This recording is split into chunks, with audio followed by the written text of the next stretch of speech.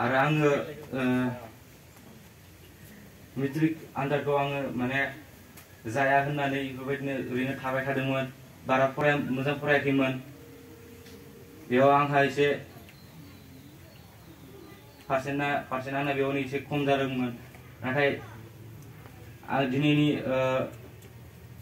बे नैबे सानजारां जुफु सोलोंसालिनि गाहाय फोरोंगिरि बिस्थिराम नार्जारि सारा आंखौ लिंना लाबोनानै गावसोरनि न'आवनो फरायहोफैयो आरो आं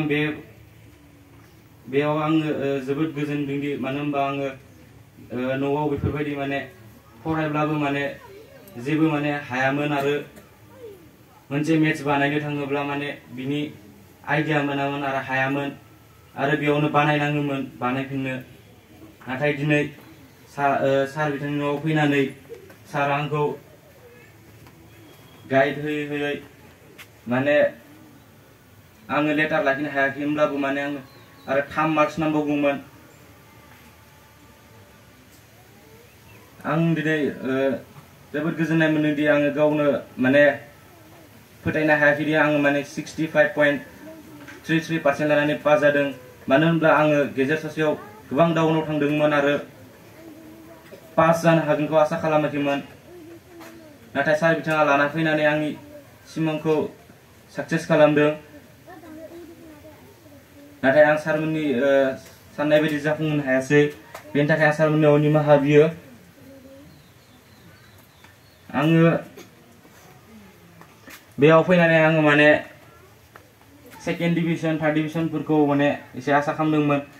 नाथाय आङो उनाव सानदोंदि माने उन्दै सिमां नुयोब्ला जेबो जाया ओंखायनो सिमांखौ नुयोब्ला देरसिनखौ नुनांगौ बेनिखायनो आङो थांखिखौ लादोंमोन स्टार मोननायनि नाथाय जाफुंहोनो हायासै बिनिनो एसे उन्दै फार्स्ट डिभिजनखौ मोननो हाबाय आं बे फार्स्ट डिभिजन मोननो हानायनि जाहोना सार बिस्थिराम नार्जारि सारनि थाखायनो मोनफुंनो हादों मानो होनोब्ला आं न'आव थाना फरायनायाव एसेबां माने फरायनो हायामोन आरो आङो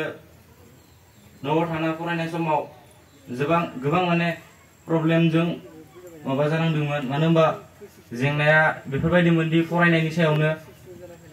माबा मोनसे फरायोब्ला माने गोसोआवबो थायामोन आरो माने नाजाब्लाबो माने हायाखैमोन माबा मोनसे बानायनो सानब्लाबो मेथ्सफोरखौ बानायनो हायाखैमोन बेयावनो माने नार्भास जादोंमोन आरो माने बिदिनो गारना दोनबाय थानाय जादोंमोन नाथाय सार बिथाङा आंखौ गावसोरनि न'आव लाना फैनानै फोरोंहोनानै माने दिनै आंखौ 65.33% मोनहोदों स' आं बिनि थाखायनो सारखौ आंनि गोसो गोरबोनिफ्राय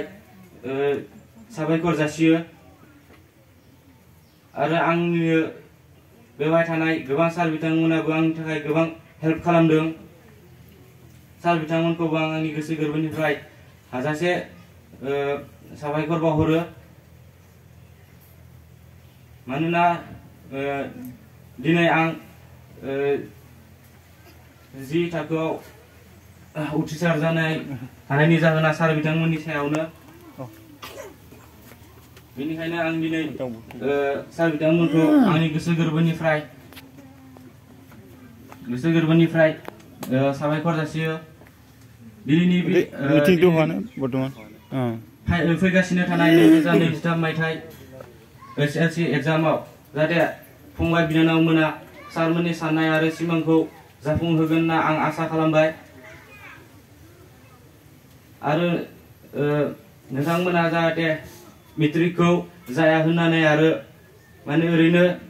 हायाब्लाबो माने गारना दोननाङा आरो जि माने माबाफोर माने कुइसन ओंखारोबा सारमोननियाव सोंब्लानो जाबाय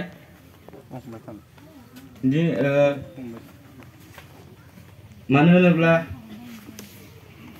जोंहा सार बिथांमोन दंखायो नोंसोरनि कुइसननि थाखाय आनसार होनो थाखाय दिनै एसे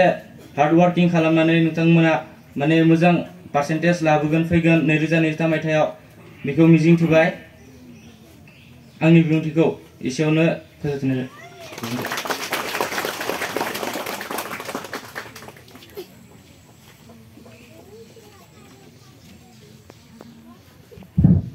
साबायखर थाबाय नरोदोम बसुमतारी बिथांनिसिम। दायो आङो बिबुंथि लाखिनो खावलायगोन।